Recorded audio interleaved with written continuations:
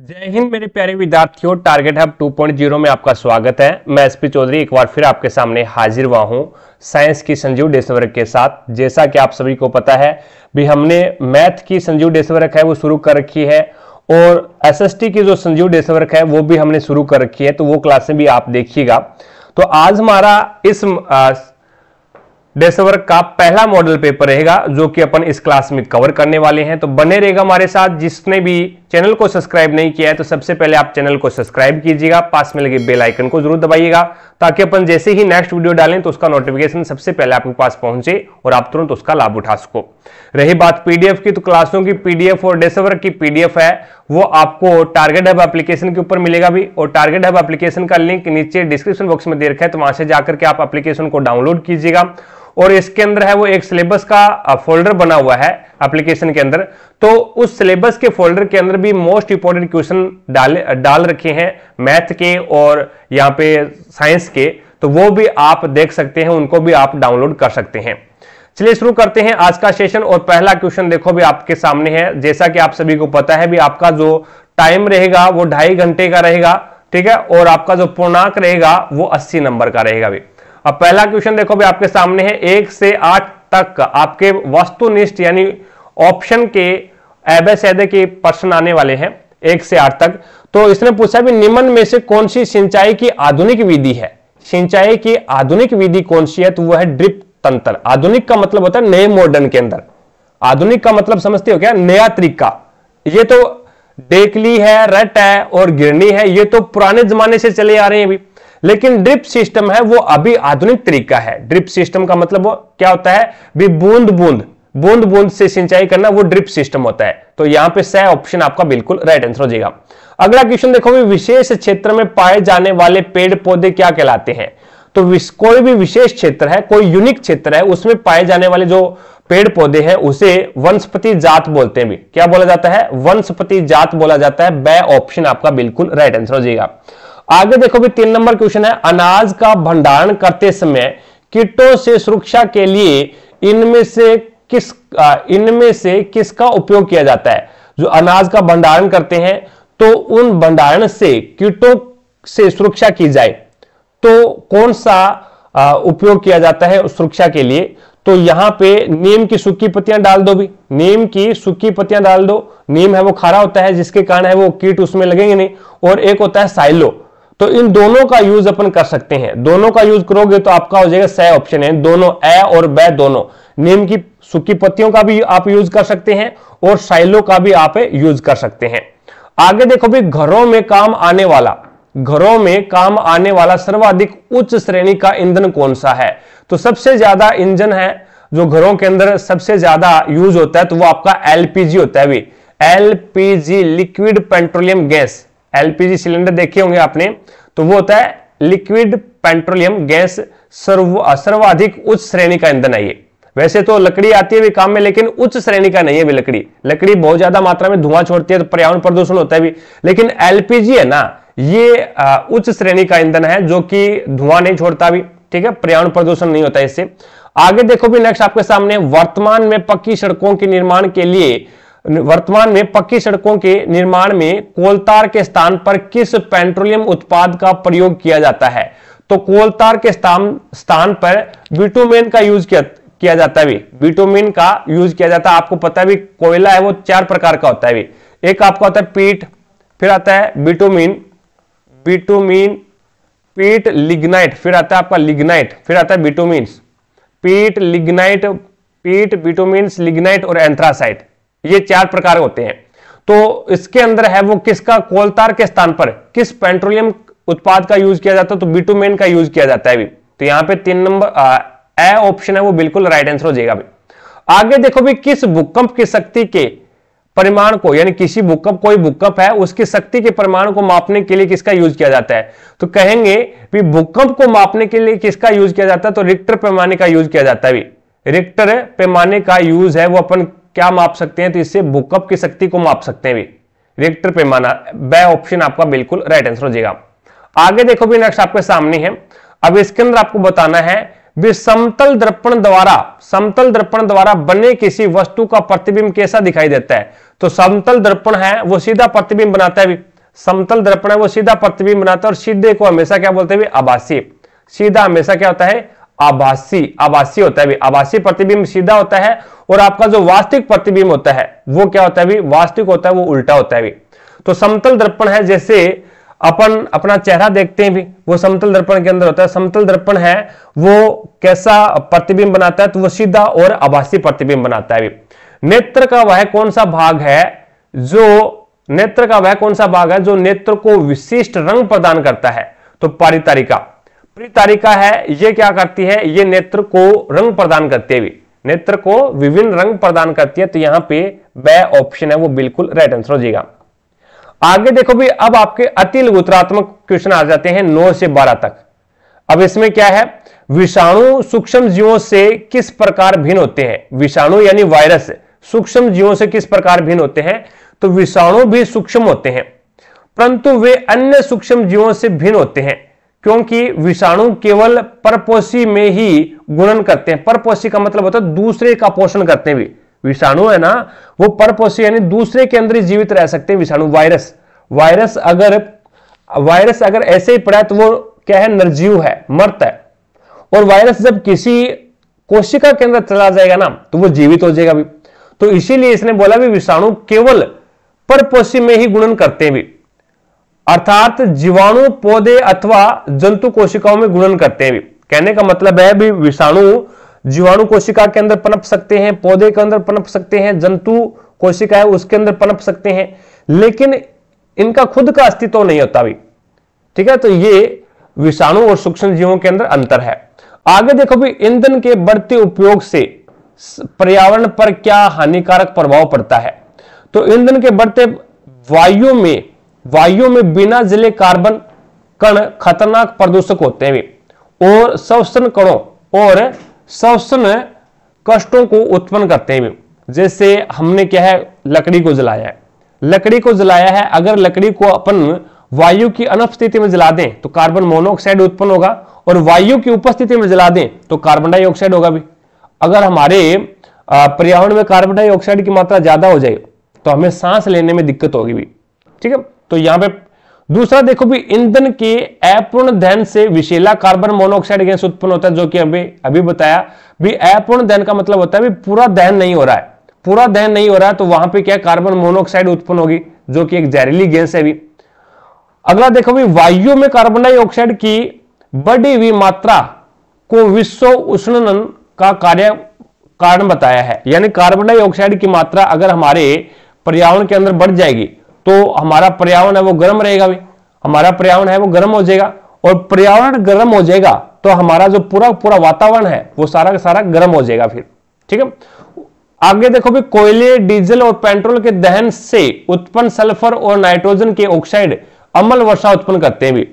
अब यहां से सल्फर डाइऑक्साइड, अम्ल वर्षा का प्रमुख घटक होता है सल्फर डाइऑक्साइड, और एक होता है आपका NO2 यानी नाइट्रोजन डाइऑक्साइड। ये क्या करवाते हैं भी, ये जब ज्यादा मात्रा में अपने पर्यावरण में हो जाए, अब ये आते कहां है, सल्फर डाइऑक्साइड है और नाइट्रोजन डाइऑक्साइड है, ये कहां से आते हैं, तो ये हमारे वाहनों के धुएं से आते हैं भी, तो ये क्या करते हैं, अम्लीय वर्षा करते हैं भी।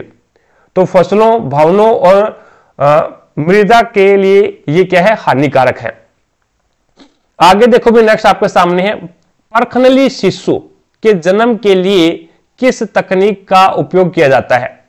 तो यहां पे परखनली शिशु के जन्म के लिए IVF, इन विट्रो फर्टिलाइजेशन निषेचन अर्थात शरीर के बाहर कृत्रिम निषेचन तकनीक को ही क्या कहा जाता है, IVF बोला जाता है भी। जिसकी अंडवाहिनी अवरुद्ध हो जाए, तो वो बच्चा पैदा करने में असमर्थ होती है, इसी दौरान है वो क्या किया जाता है, IVF किया जाता है। यानी कहने का मतलब ये है भी, पुरुष से तो शुक्राणु ले लिया जाता है और मादा से अंडाणु ले लिया जाता है, और उनका जो निषेचन है वो बाहर एक परखनली के अंदर करवाया जाता है, और उसके बाद 7 दिनों तक उसको परखनली में रखते हैं। देन उसके बाद में उसको क्या है, महिला के गर्भाशय के अंदर रख दिया जाता है, और बच्चे का जो लालन पालन होता है वो महिला के गर्भाशय में होता है। चीजें समझे क्या, तो उस प्रक्रिया को क्या बोलते हैं, IVF बोलते हैं। नेक्स्ट देखो भी, चिकित्सा के क्षेत्र में अनेक समस्याओं के अनुसंधान एवं निदान के लिए किस प्रकार की ध्वनि के उपकरणों का प्रयोग किया जाता है? तो चिकित्सा के क्षेत्र में रोगों के निदान के लिए प्राश्रव्य ध्वनि के उपकरण प्रयुक्त किए जाते हैं। प्राश्रव्य ध्वनि के उपकरण प्रयुक्त किए जाते हैं और ये उपकरण है वो 20,000 हर्ट्ज से अधिक की आवृत्ति पर कार्य करते हैं। उसके बाद में आपको 13 नंबर क्वेश्चन में लघुत्तरात्मक क्वेश्चन है। अब इसका मिलान करना है भी आपको। हैजा किसके कारण होता है? हैजा है वो किसके कारण होता है? तो हैजा आपका जीवाणु के कारण होता है भी। विब्रियो कोलेरी जीवाणु होता है जो कि पानी में होता है, जिसके कारण हैजा होता है। प्रतिजैविक कौन सा है? प्रतिजैविक है वो कौन सा है? कवक क्या है और पोलियो क्या है? तो यहां पे प्रतिजैविक है वो आपका क्या है कि स्ट्रेप्टोमाइसिन है ना, ये एक क्या है? प्रतिजैविक है भी। और कवक क्या है? कवक आपका क्या है? तो कवक आपका गेहूं की रसट में होने पनपने वाला एक प्रकार से बोले तो कीट हो गया भी, ठीक है। और पोलियो क्या है? तो पोलियो एक वायरस हो जाएगा। पोलियो एक क्या है? वायरस के कारण होता है। पोलियो वायरस के कारण होता है। कवक है वो गेहूं की रसट में होता है। प्रतिजैविक है वो एक स्ट्रेप्टोमाइसिन हो जाएगा और हैजा वो जीवाणु के कारण होता है। तो इस प्रकार से इसका सही सुमेलित हो जाएगा। आगे देखो भी नेक्स्ट आपके सामने 14 नंबर क्वेश्चन है। इसमें पूछा गया है भी तीव्र दहन और स्वतः दहन में अंतर क्या है? तीव्र दहन क्या होता है? किसी ज्वलनशील पदार्थ जैसे एलपीजी के निकट जलती हुई तिल्ली अथवा गैस लाइटर लाया जाता है तो गैस तेजी से जलती है। गैस है वो तेजी से जलने लग जाती है तथा ऊष्मा और प्रकाश उत्पन्न करती है। इस प्रकार का दहन ही क्या कहलाता है? तीव्र दहन कहलाता है। ठीक है। उसके बाद में बात करते हैं स्वतः दहन किसे कहते हैं? तो स्वतः दहन है वो दहन जिसमें पदार्थ बिना किसी प्रत्यक्ष कारण के अचानक लपटों के साथ जल उठता है, स्वतः दहन कहलाता है। जैसे फास्फोरस कमरे के ताप पर वायु में जल उठता है। जैसे सोडियम है, अब ये सोडियम जैसे ही वायु के संपर्क में आएगा तो ऑटोमेटिकली जलने लग जाता है। ये क्या है? स्वतः दहन है। आगे देखो भी 15 नंबर क्वेश्चन में आपको क्या करना है? फिल इन द ब्लैंक करना है। अब मिट्टी को उलटने और पलटने एवं पोला करने की क्रिया क्या कहलाती है? तो उसे थ्रेशिंग बोलते हैं या फिर जुताई बोलते हैं। तो उसे जुताई बोलते हैं। क्या बोलते हैं? जुताई बोला जाता है, जुताई। उसके बाद में अवांछित एवं बिना उगाए पौधे को हटाया जाता है, जिसे क्या कहते हैं? खरपतवार बोलते हैं। यानी हमने क्या है, एक प्रकार से ये मान लो भी हमने नरमा बो रखा है और नरमे के अंदर वो घास कुटड़ा हो गया तो उसको अपन बाहर निकालेंगे। घास हो गया तो घास को बाहर निकालेंगे तो उसे क्या बोलते हैं? खरपतवार बोलते हैं। ठीक है।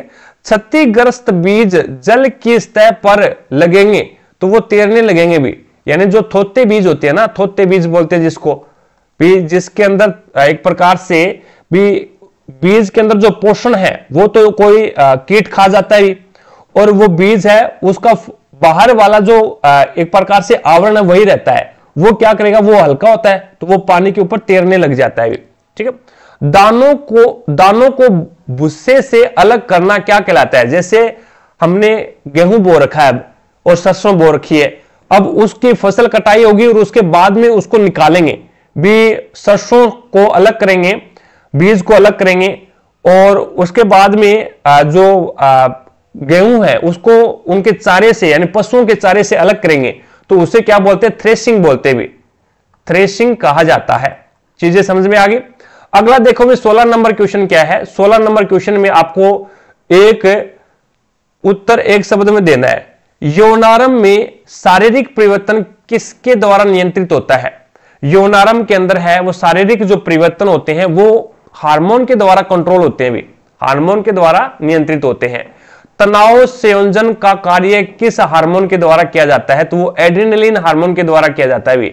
ये एड्रेनलिन ग्रंथि के द्वारा निकलता है और जैसे हमें कोई डर लग रहा है या फिर एक प्रकार से बोले तो हमें किसी के साथ लड़ने के लिए आतुर कौन करता है? तो वो एड्रेनलिन हार्मोन ही करता है। डर लगता है तो हमारे रोंगटे खड़े हो जाते हैं तो वो किसके कारण होते हैं? तो वो एड्रेनलिन हार्मोन के कारण होते हैं। एड्स के रोग कारक वायरस का पूरा नाम बताओ। तो एड्स का रोग कारक कौन है? तो ये वायरस जनित रोग एचआईवी से फैलता है। एचआईवी का पूरा नाम हो जाएगा human immuno deficiency virus, human immuno deficiency virus. और एडिस का पूरा नाम क्या होता है? Acquired immuno deficiency virus. Aedes का पूरा नाम क्या होता है? Acquired immuno.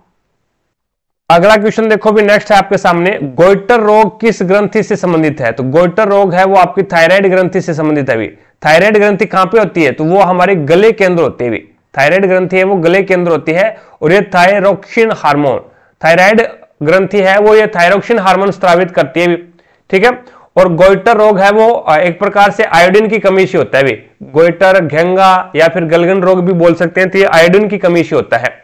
17 नंबर क्वेश्चन देखो भी आपके सामने है, इसके अंदर है वो आपको ट्रू फॉल्स यानी सत्य असत्य बताना है।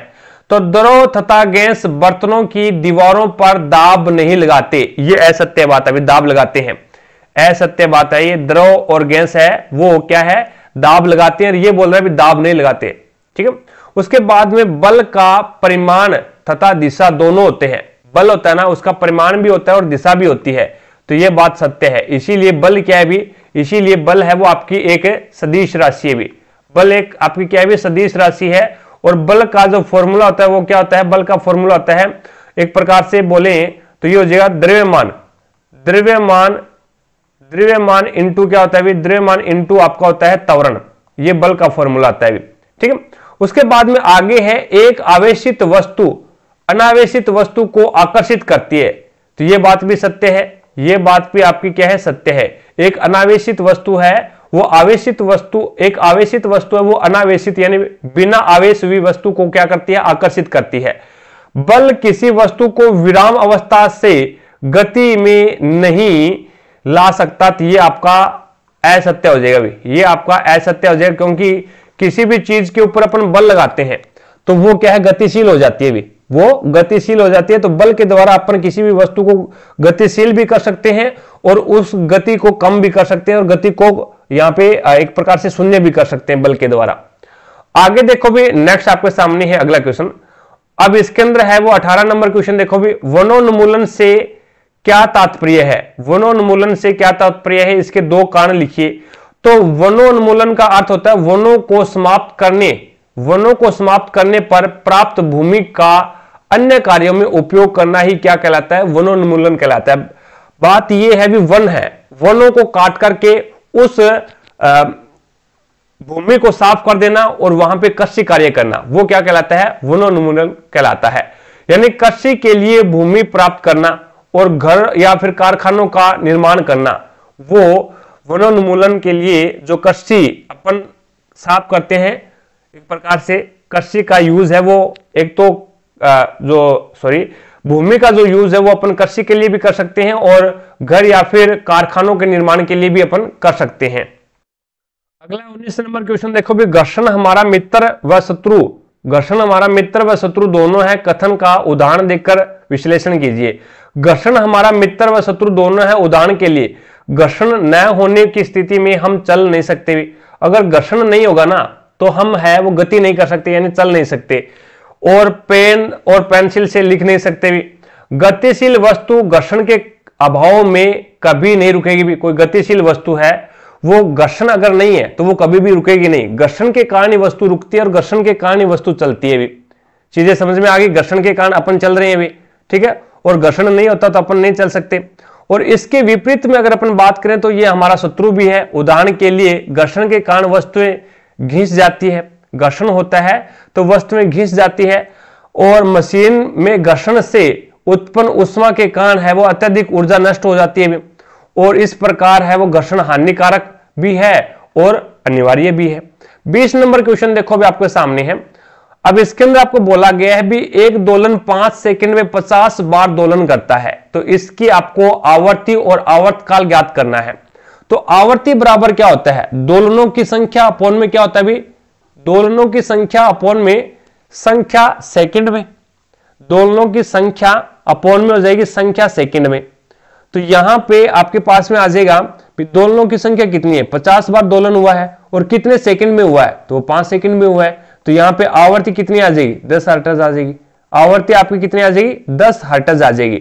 अभी इसकी आवर्ती आपके पास में 10 हर्ट्ज आ गई और इसकी आवर्ती तथा आवर्तकाल ज्ञात करना है। आवर्तकाल क्या होता है, तो आवर्तकाल का मान होता है, आवर्तकाल बराबर होता है 1/आवर्ती, 1/आवर्ती। तो यहां पे 1/10, तो 1 के बाद में दशमलव लग जाएगा, तो 1 दशमलव यानी 0.1 सेकंड आ जाएगा अभी। तो इसका आवर्तकाल 1 सेकंड आ जाएगा, 0.1 सेकंड आ जाएगा, और इसकी जो आवर्ती है वो 10 हर्ट्ज आ जाएगी।